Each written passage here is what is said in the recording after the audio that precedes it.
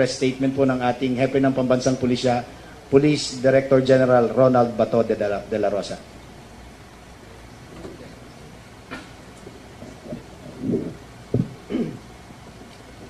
Yesterday, July 3 at 5:30 in the afternoon, operatives of PNP Anti-Illegal Drugs Group led by Police Senior Superintendent Albert Ignacius Pero, kakaupo lang niya, conducted anti-illegal drugs recovery operations in an uninhabited farm allegedly owned by a certain Rene Dimaya located at Barangay Culao, Claveria, Cagayan.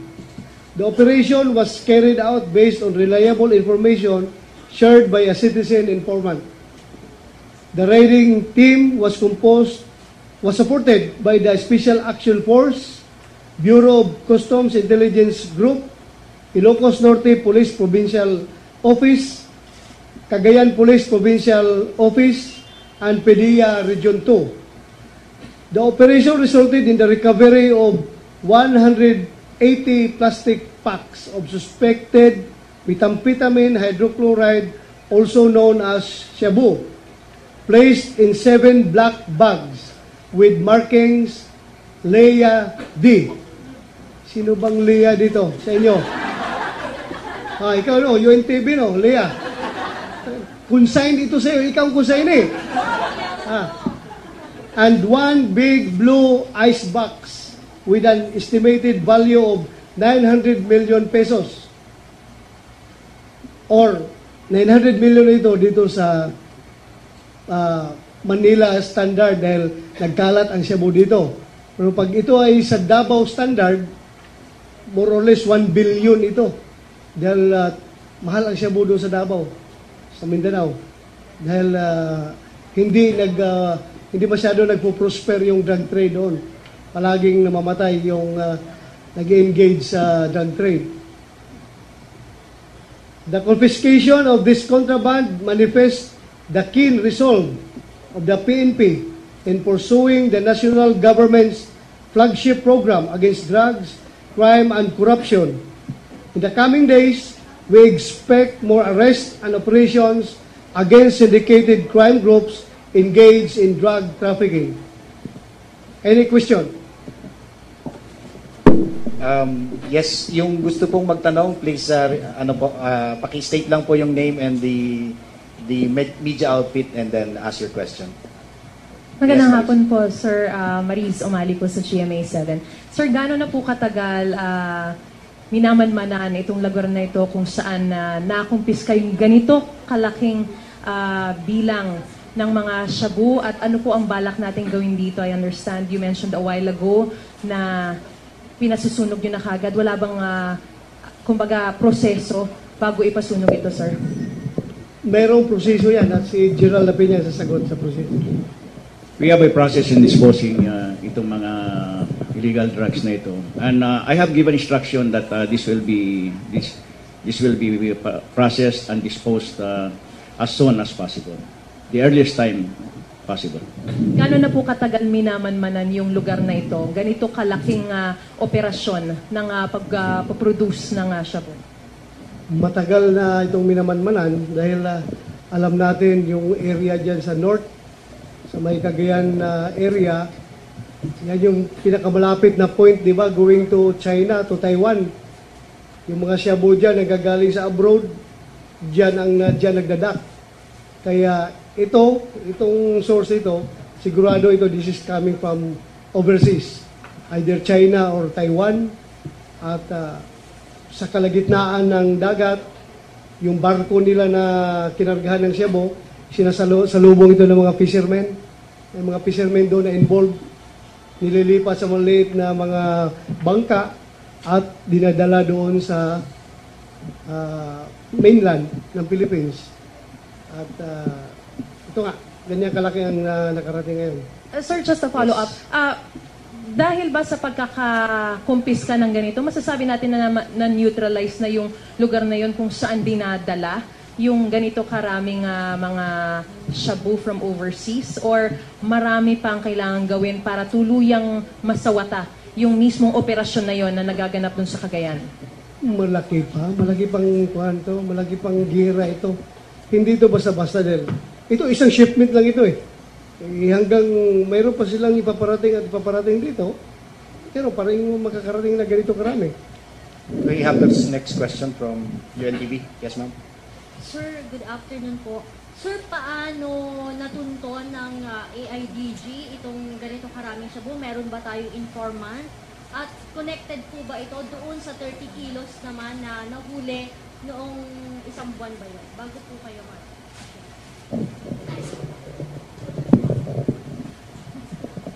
Mayong hapon sa atong tanan.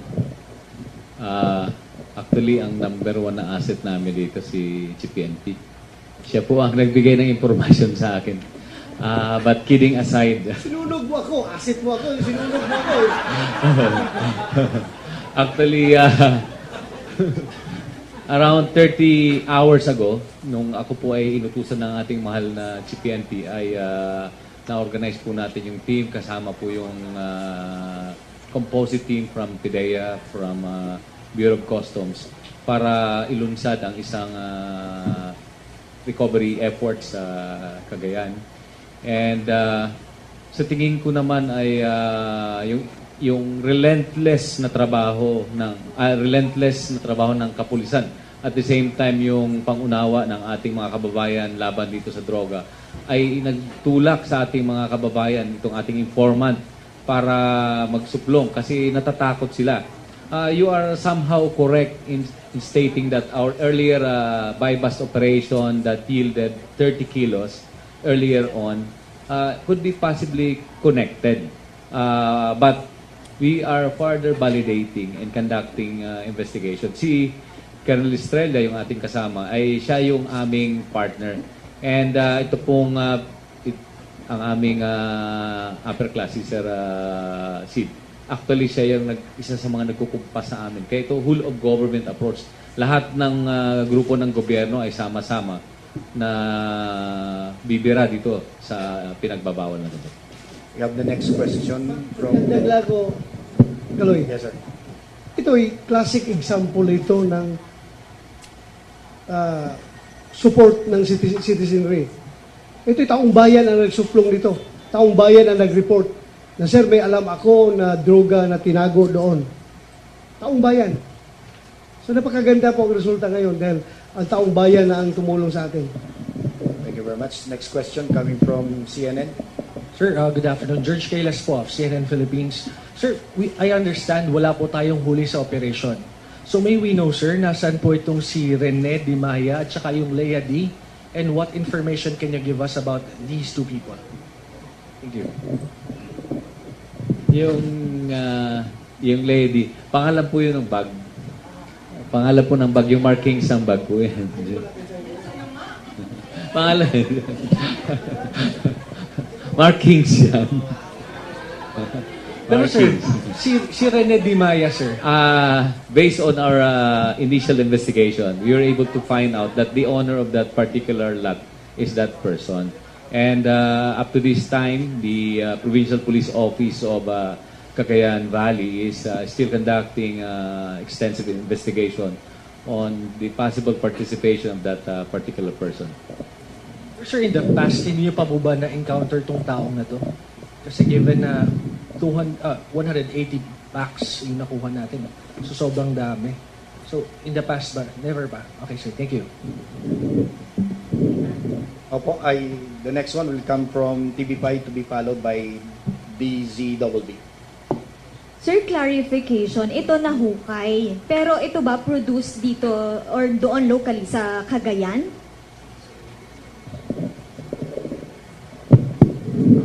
As I've said earlier on, we are still conducting a extensive investigation. But peer experience, nung kami ni Sir magkasama sa PAOK TF, I was one of the team leaders that raided a clan laboratory at Calayan Island in front of Puga Island sometime in 1998. So we could not discount the possibility of having a possible clan lab. Pero hindi ko sinasabing meron. Pero yung nahuli namin nung sometime in 1998 was a Taiwanese owned clan laboratory. clandestine laboratory of methamphetamine hydrochloride. Okay, so possible yan. Sir, pero ano ba to? Tingin ba natin talagang binabaon nila doon? Ito na talaga yung modus nila or dahil medyo nahihirapan, may intensive campaign kaya binaon doon and somehow nahihirapan silang i-transport? Actually, kaya ito binaon doon dahil natakot sila.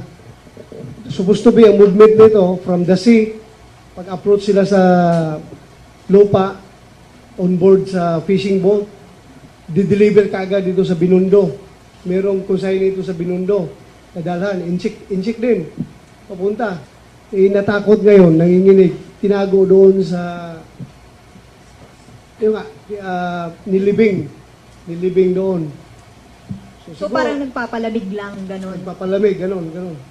Papalamig. Pero yung ating mga tao doon is talagang magaling ni-report sa atin.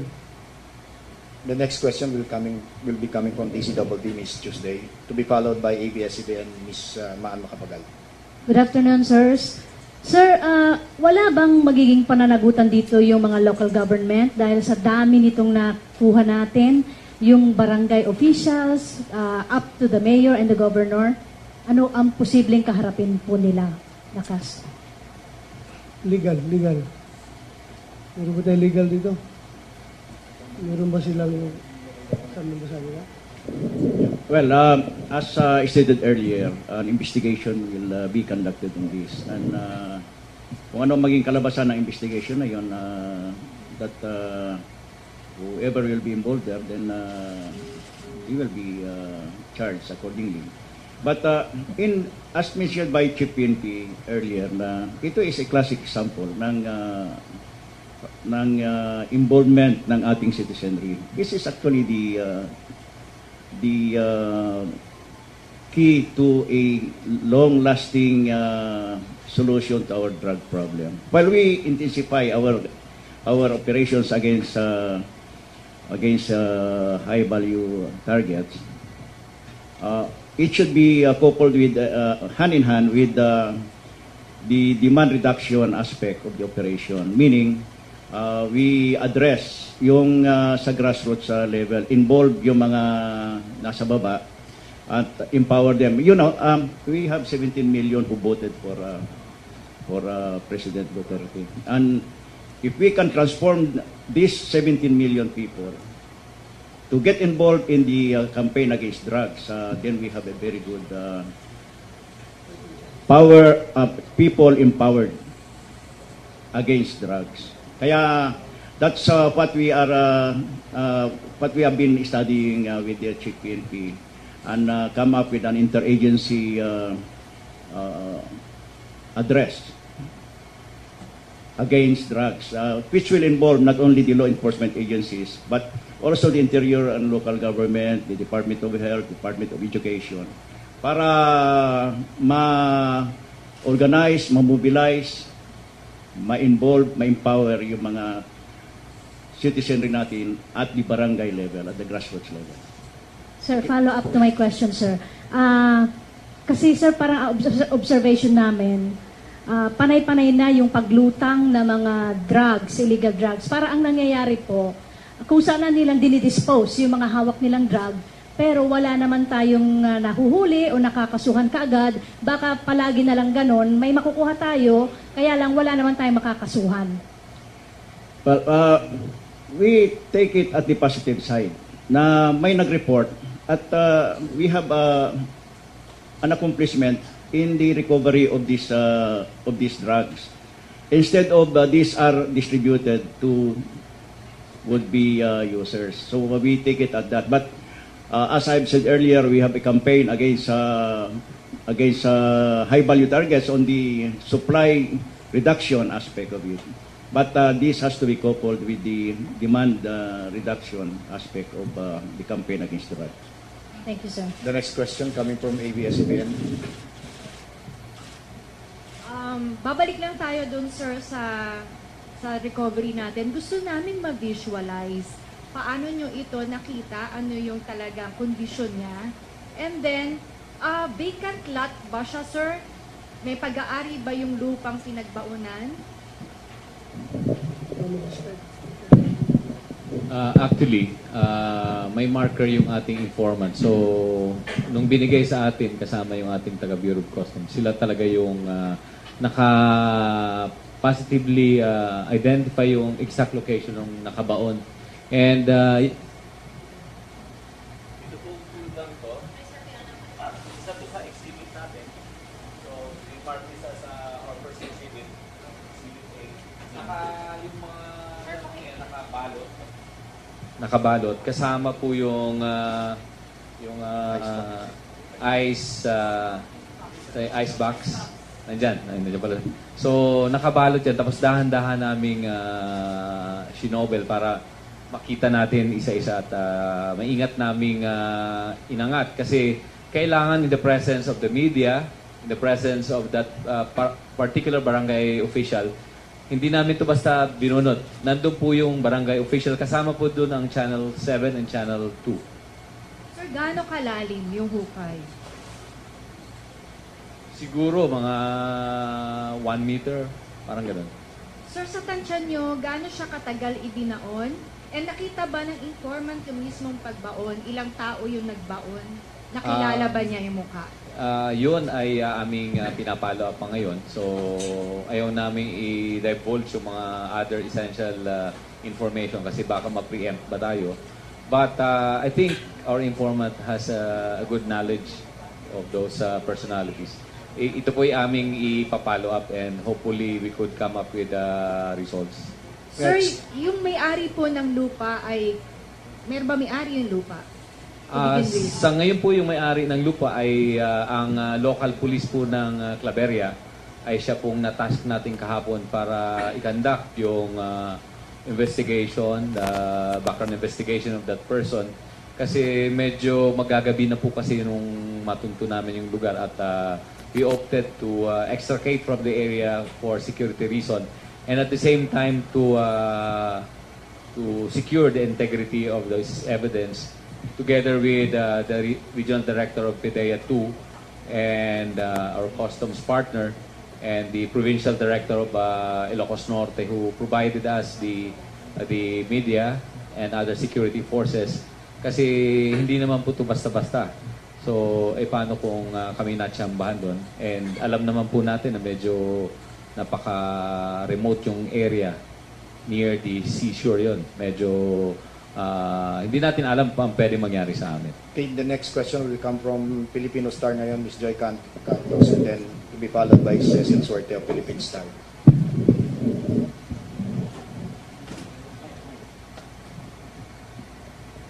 Ms. Joy, may we request for you to stand? Yes, sir. Good afternoon po. Sir, have we established how many syndicates were operating in Region 2, sir? At meron po ba silang mga policemen na possible na nagpo-protect sa sindikatong ito? Napakarami po. In bulk yung shipment eh.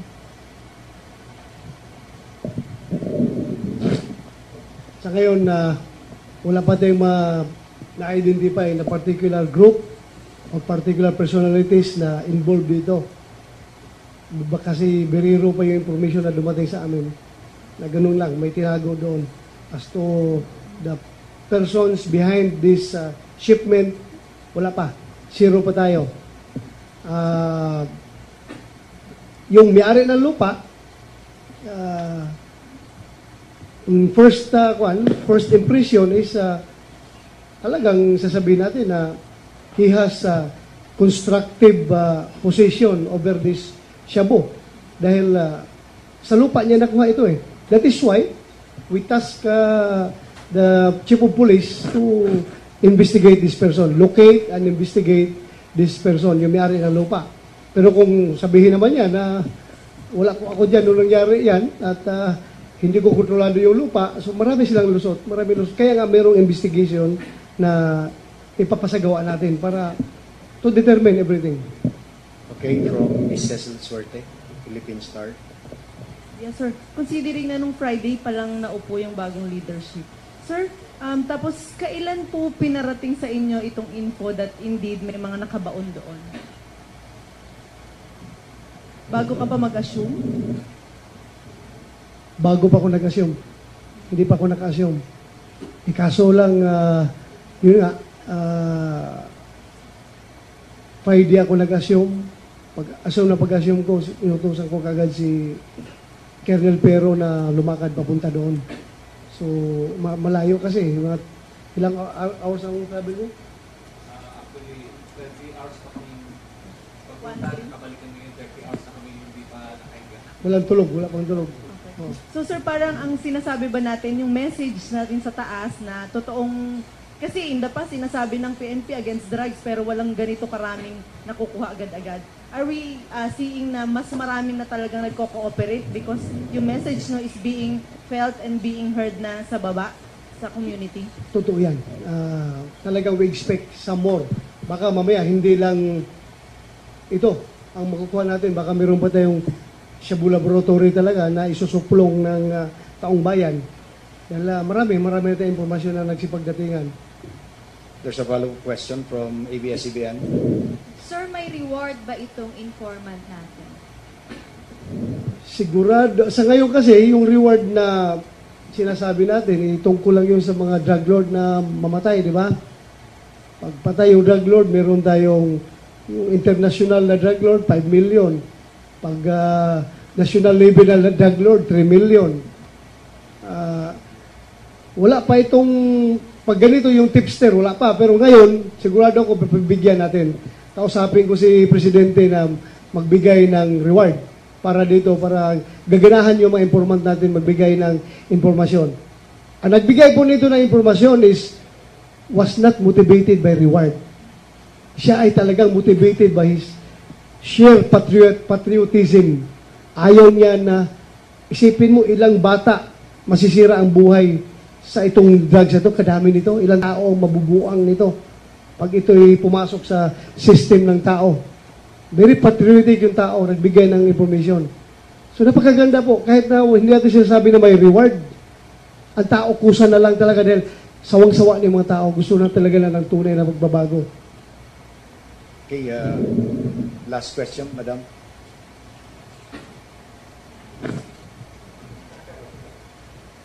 Sir, good afternoon. Ann Soberano, sir, sa Bombo Radio, Philippines. Sir, tanong ko lang, paano po masigurado na hindi ito mare-recycle itong mga nahuling droga? Well, as I've said earlier, we will process this and dispose of this as soon as possible. Sir, follow-up ko lang. Sinabi nyo kanina na may isang Chinese na consignee na ide-deliver sana. Ito na ba yung droga, sir, na ide-deliver sa Binondo sa isang Chinese national? Ito bang Chinese national, sir, high-value target din ba ito? That's, as to the particular person, hindi natin nakuha. Basta sinabi lang is, itong shipment na ito isasakay by land papunta sa Binondo. Kung sinong tao sa Binondo, hindi alam ng informant. But basically, sir, sa info ninyo, itong Chinese, bahagi ba ito ng high-value targets na tinutumbok ninyo ngayon? Wala pa kasi, hindi pa natin nalaman kung sinong siya. Sigurado kung malaman natin, titignan natin sa lista natin kung kasama, kung wala siya doon sa lista ng high-value target natin, idadagdag natin. Ililista natin doon para mamatay ang gago na yan. Okay, we have the last Thank you. question. Yes, follow up ni Ms. Maan. Sir, baka kay, kay DG La Peña po. Sir, sa PIDEA ang repository ng drugs. Tama po? Yes. Lahat ng nakukumpiskang drugs. Sir, susunugin yan. Tama po ba? Yes. Well, but after a process, kailangan may proseso kasi yan. Kasi nga may mga issue tayo na nare-recycle yung droga. So, Yeah. paano po, pwede po bang pag-dispose niyan ay gawin public? Yes, it will be. We will inform you pag i-dispose na ito. I will see to it na this will be guarded, na hindi ito, walang mawawala rito. In fact, during our staff conference this morning, this is one of those that I have taken up with our staff. The soonest disposal of illegal drugs under the custody of PIDEA. Okay. Follow up to that question. Kinausap ko nga si General Lapina kanina. Sabi ko nga, sir, in the absence, kung pwede lang sana, in the absence of these procedural requirements for the disposal of this contraband. Gusto ko nga sana ngayon, from here, baba tayo doon sa plaza. Sunugin ko yan sa harapan ninyo para hindi na kayo magduda na i-recycle namin. Kaso alam, we have some procedures to follow. Oh. Kaya, please, huwag kayo magduda. Under General La Peña, he has been my boss for quite a long time. Alam ko kung gaano ka-stick to si Sir dito sa droga. Walang mawala yan. Not a single gram. Walang mawala yan. I guarantee you. Kung meron man, papatayin ni General La Peña yung mga tauhan niya sa PDEA na magnakaw nito. We assure you this will be taken care of. One final question daw po, sir. Final na tala. Because Highway Patrol is inviting you for the next. Sir, Last question po. Sir, sinasabi niyo kasi from seed, tas ibababa doon sa area. Kung ganito yung modus nila, meron bang consent dito or meron ding kinalaman yung mga LGU nearby? Kasi may sinasabi rin tayo na may mga patong din na LGU dito sa ganitong drugs. Kung ganito yung sistemang ganyan, kalaki yung mga shipment, tapos hindi nanonotice ng LGU, posible bang may kinalaman din sila or may patong nga dyan sa drug transaction yan? That's why this will be a subject of investigation. Ngayon, kung anong lalabas dun sa investigation na yun, then whoever they are, they will be charged accordingly. Okay, I think that will be the last question. Marami pong salamat. Palakpakan po natin yung mga agencies involved, the PNP, the PIDEA, the Customs, at yung pong ating SAP nasa likod. Marami pong salamat. You are invited for the 2:30 press con of the Highway Patrol to present you their report, yung gagawin po nila para kay General De La Rosa. Sa instruction din po ng ating Chief PNP. Hanggang 2:30 lang po yung alam ko. Pag mayroon pong bago, sasabihin ko po sa inyo. Marami pong salamat. Magandang hapon. Mabuhay po kayo.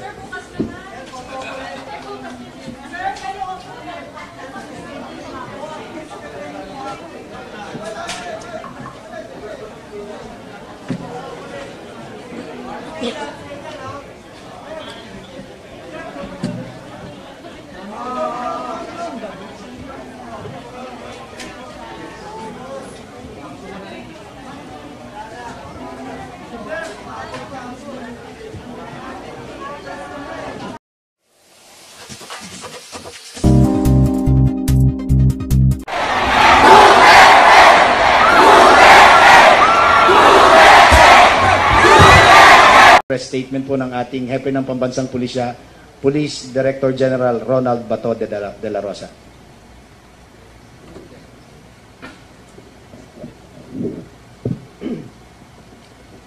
Yesterday, July 3 at 5:30 in the afternoon, operatives of PNP Anti-Illegal Drugs Group led by Police Senior Superintendent Albert Ignacius Pero, kakaupo lang niya, conducted anti-illegal drugs recovery operations in an uninhabited farm allegedly owned by a certain Rene Dimaya located at Barangay Culao, Claveria, Cagayan.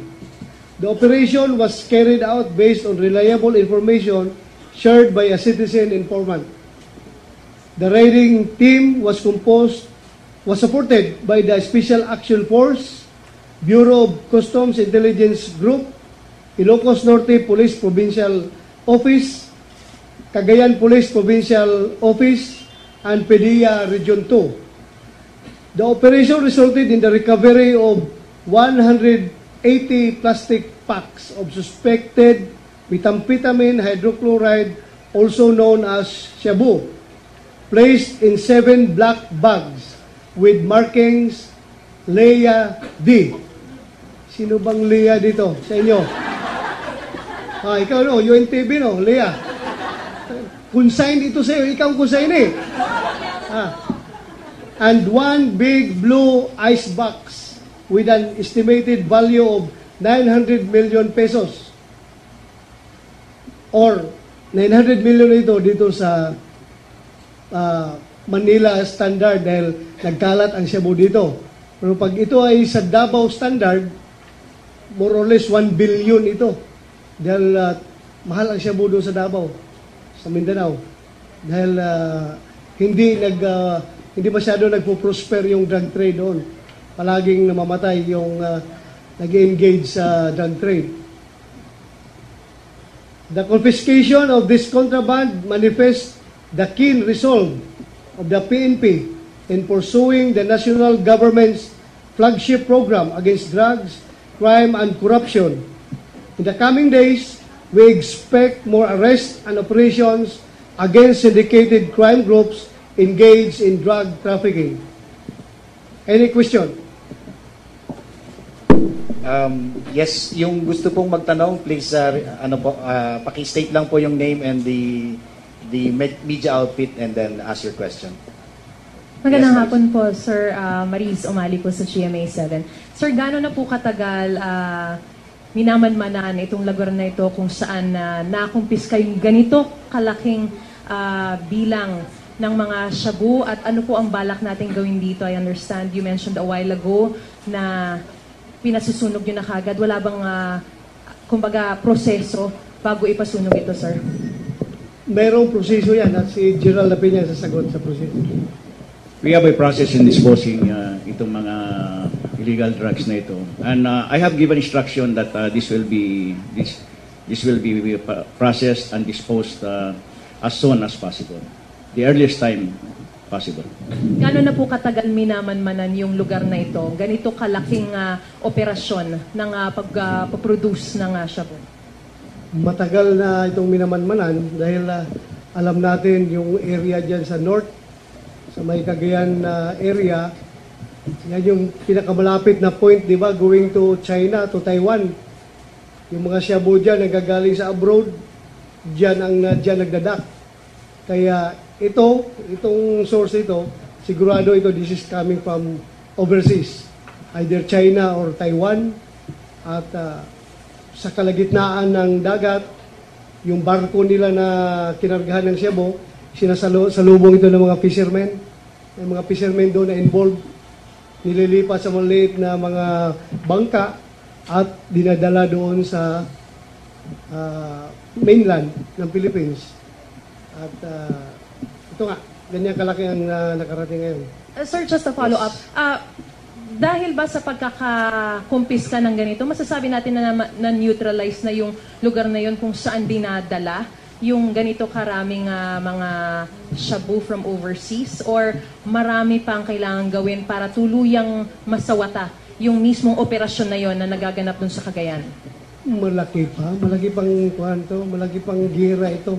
Hindi ito basta-basta din. Ito isang shipment lang ito eh. Hanggang mayroon pa silang ipaparating dito, pero parang makakarating na ganito karami. We have this next question from UNTV. Yes, ma'am. Sir, good afternoon po. Sir, paano natunton ng AIDG itong ganito karaming shabu? Meron ba tayong informant? At connected po ba ito doon sa 30 kilos naman na nahuli noong isang buwan ba yun? Bago po kayo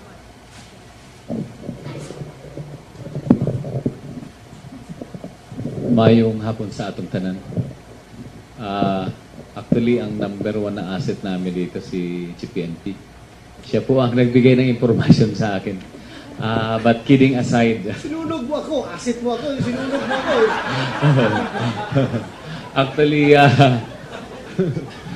around 30 hours ago, nung ako po ay inutusan ng ating mahal na PNP, ay na-organize po natin yung team. Kasama po yung composite team from PIDEA, from Bureau of Customs, para ilunsad ang isang recovery efforts sa Cagayan. And sa tingin ko naman ay yung relentless na trabaho ng kapulisan, at the same time yung pangunawa ng ating mga kababayan laban dito sa droga, ay nagtulak sa ating mga kababayan, itong ating informant, para magsuplong kasi natatakot sila. You are somehow correct in stating that our earlier buy-bust operation that yielded 30 kilos earlier on could be possibly connected. But we are further validating and conducting investigation. Colonel Estrella, yung ating kasama, ay siya yung aming partner. And ito pong ang aming upper class, si Sir Sid. Actually, siya yung isa sa mga nagkukumpas sa amin. Kaya ito, whole of government approach. Lahat ng grupo ng gobyerno ay sama-sama na bibira dito sa pinagbabawal na ito. We have the next question from... Daglago, Kaloy. Yes, sir. Ito ay classic example ito ng support ng citizenry. Ito'y taong bayan ang nagsuplong nito. Taong bayan ang nag-report na, sir, may alam ako na droga na tinago doon. Taong bayan. So napakaganda po ang resulta ngayon dahil ang taong bayan na ang tumulong sa atin. Thank you very much. Next question coming from CNN. Sir, good afternoon. George Kailas po of CNN Philippines. Sir, I understand wala po tayong huli sa operation. So may we know, sir, nasaan po itong si Rene Di Maya at saka yung Leia D? And what information can you give us about these two people? Thank you. Yung lady, pangalan po yun ng bag. Pangalan po ng bag, yung markings ng bag po yan. Pangalan. Markings yan. Pero sir, si Rene Di Maya, sir. Based on our initial investigation, we were able to find out that the owner of that particular lot is that person. And up to this time, the Provincial Police Office of Cagayan Valley is still conducting extensive investigation on the possible participation of that particular person. Sir, in the past, hindi niyo pa po ba na-encounter tong taong na to? Kasi given na 180 packs yung nakuha natin. So, sobrang dami. So, in the past ba? Never ba? Okay, sir. Thank you. Opo, the next one will come from TV5 to be followed by DZBB. Sir, clarification, ito na hukay. Pero ito ba produced dito or doon locally sa Cagayan?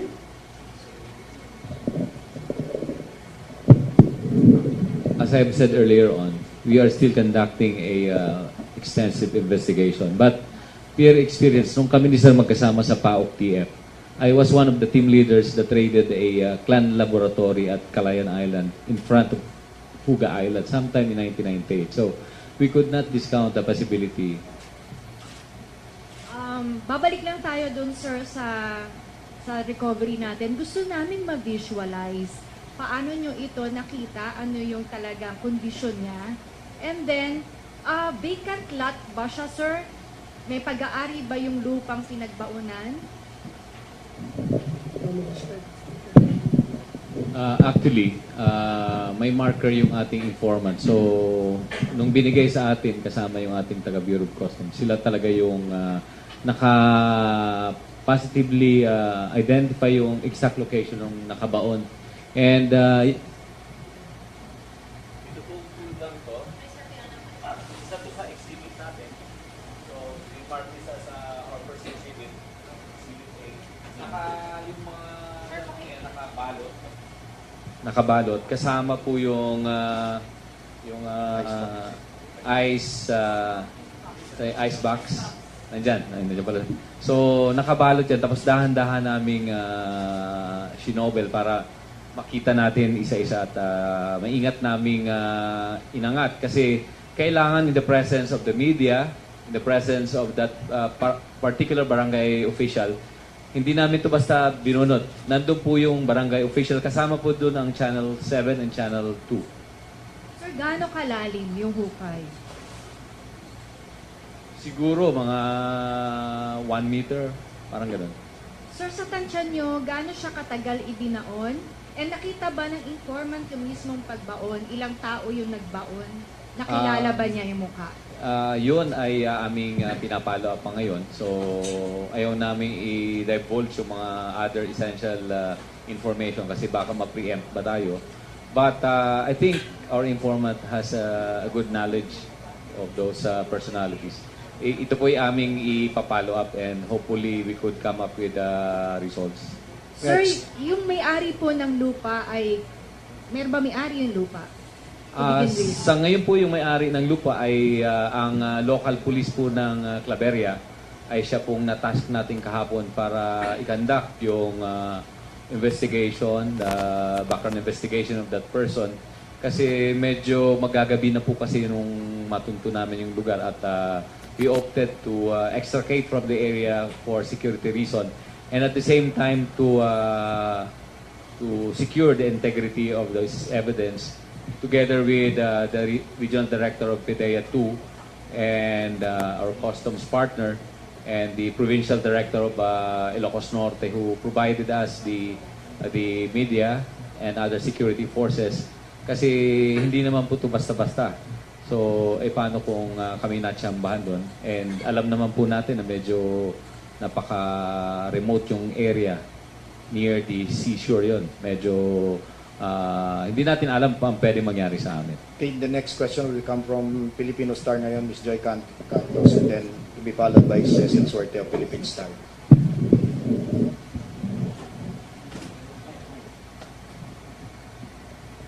Ms. Joy, may we request for you to stand?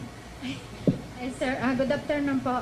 Sir, have we established how many syndicates were operating in Region 2, sir? At meron po ba silang mga policemen na possible na nagpo-protect sa sindikatong ito? Napakarami po. In bulk yung shipment eh.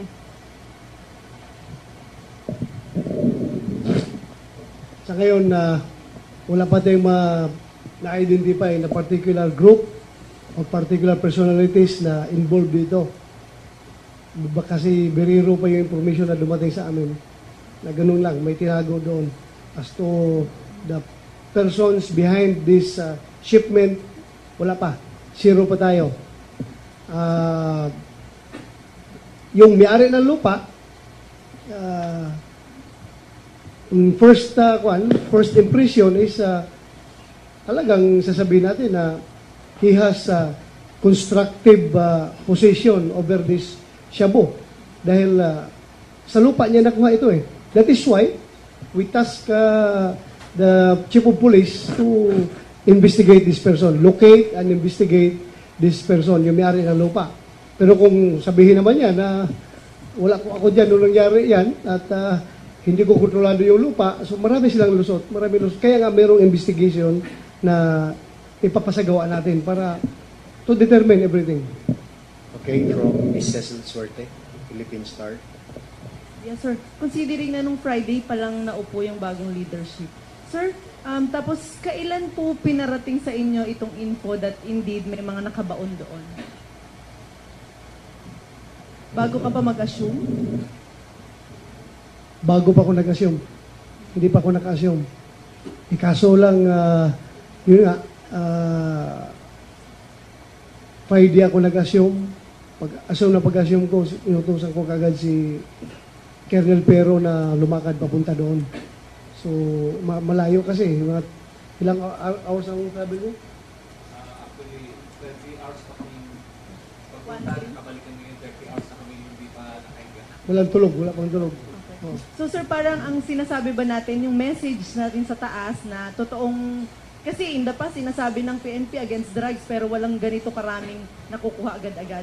Are we seeing na mas maraming na talagang nagko-cooperate because yung message no is being felt and being heard na sa baba, sa community? Totoo yan.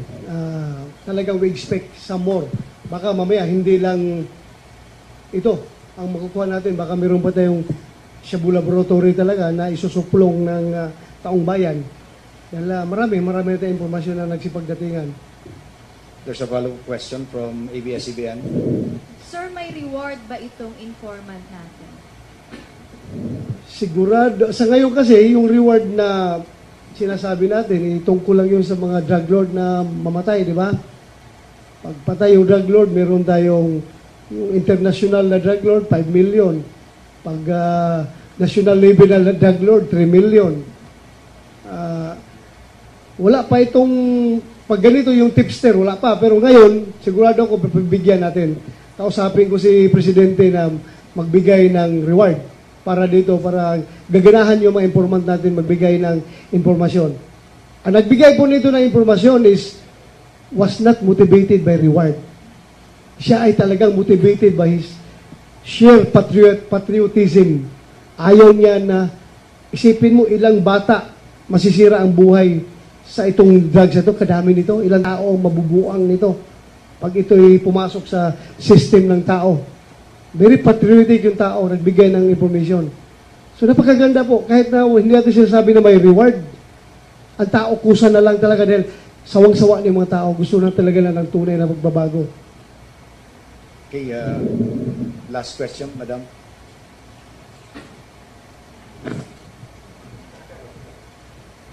Sir, good afternoon. Ann Soberano, sir, sa Bombo Radio, Philippines. Sir, tanong ko lang, paano po masigurado na hindi ito mare-recycle, itong mga nahuling droga? Well, as I've said earlier, we will process this and dispose of this as soon as possible. Sir, follow-up ko lang. Sinabi nyo kanina na may isang Chinese na consignee na ide-deliver sana. Ito na ba yung droga, sir, na ide-deliver sa Binondo sa isang Chinese national? Ito bang Chinese national, sir, high-value target din ba ito? That's, as to the particular person, hindi natin nakuha. Basta sinabi lang is, itong shipment na ito isasakay by land papunta sa Binondo. Kung sinong tao sa Binondo, hindi alam ng informant. But basically, sir, sa info ninyo, itong Chinese, bahagi ba ito ng high-value targets na tinutumbok ninyo ngayon? Wala pa kasi, hindi pa natin nalaman kung sinong siya. Sigurado kung malaman natin, titignan natin sa lista natin kung kasama, kung wala siya doon sa lista ng high-value target natin, idadagdag natin. Ililista natin doon para mamatay ang gago na yan. Okay, we have the Sir, last thank you. question. Yes, follow up ni Ms. Maan. Sir, baka kay kay DG La Peña po. Sir, sa PIDEA ang repository ng drugs. Tama po. Yes. Lahat ng nakukumpiskang drugs. Sir, susunugin yan. Tama po ba? Yes. Well, but after a process, kailangan Yes. may proseso kasi yan. Kasi nga may mga issue tayo na nare-recycle yung droga. So, Yeah. paano po, pwede po bang pag-dispose niyan ay gawin public? Yes, it will be. We will inform you pag i-dispose na ito. I will see to it na this will be Of having a possible clan lab. Pero hindi ko sinasabing meron. Pero yung nahuli namin nung sometime in 1998 was a Taiwanese owned clan laboratory, clandestine laboratory of methamphetamine hydrochloride. Okay, so possible yan. Sir, pero ano ba to? Tingin ba natin talagang binabaon nila doon? Ito na talaga yung modus nila or dahil medyo nahihirapan, may intensive campaign kaya binaon doon and somehow nahihirapan silang i-transport? Actually, kaya ito binaon doon dahil natakot sila. Supposed to be ang movement nito from the sea, pag-approach sila sa lupa, on board sa fishing boat, di-deliver kaagad dito sa Binondo. Merong consignee dito sa Binondo. Nadalhan, inchik din. Papunta. Natakot ngayon, nanginginig. Tinago doon sa yung nilibing. Nilibing doon. So siguro, parang nagpapalamig lang, ganun. Papalamig, ganun. Papalamig. Pero yung ating mga tao doon is talagang magaling. Ni-report sa atin. The next question will be coming from DCWD, Ms. Tuesday, to be followed by ABS-CBN, Ms. Maan Macapagal. Good afternoon, sirs. Sir, wala bang magiging pananagutan dito yung mga local government dahil sa dami nitong nakuha natin, yung barangay officials, up to the mayor and the governor? Ano ang posibleng kaharapin po nila, Lakas? Legal. Meron ba tayo legal dito? Meron ba silang saan ba sabi na? Well, as stated earlier, an investigation will be conducted on this. And kung ano maging kalabasan ng investigation na yun, that whoever will be involved there, then he will be charged accordingly. But as mentioned by Chief PNP earlier, na ito is a classic example ng involvement ng ating citizenry. This is actually the key to a long-lasting solution to our drug problem. While we intensify our operations against high-value targets, it should be coupled with hand in hand with the demand reduction aspect of the operation, meaning we address yung sa grassroots level, involve yung mga nasa baba at empower them. You know, we have 17 million who voted for President Duterte, and if we can transform these 17 million people to get involved in the campaign against drugs, then we have a very good people empowered against drugs. Kaya that's what we have been studying with the Chief PNP, and come up with an interagency address against drugs, which will involve not only the law enforcement agencies, but also the interior and local government, the Department of Health, Department of Education, para ma-organize, ma-mobilize, ma-involve, ma-empower yung mga citizenry natin at the barangay level, at the grassroots level. Sir, follow up to my question, sir. Kasi sir, parang observation namin, panay-panay na yung paglutang ng mga drugs, illegal drugs. Para ang nangyayari po, kung saan na nilang dinidispose yung mga hawak nilang drug, pero wala naman tayong nahuhuli o nakakasuhan kaagad, baka palagi na lang ganon, may makukuha tayo, kaya lang wala naman tayong makakasuhan. Well, we take it at the positive side na may nag-report at we have an accomplishment in the recovery of these drugs. Instead of these are distributed to would-be users. So we take it at that. But as I've said earlier, we have a campaign against high-value targets on the supply reduction aspect of it. But this has to be coupled with the demand reduction aspect of the campaign against drugs. Thank you, sir. The next question coming from ABS-CBN.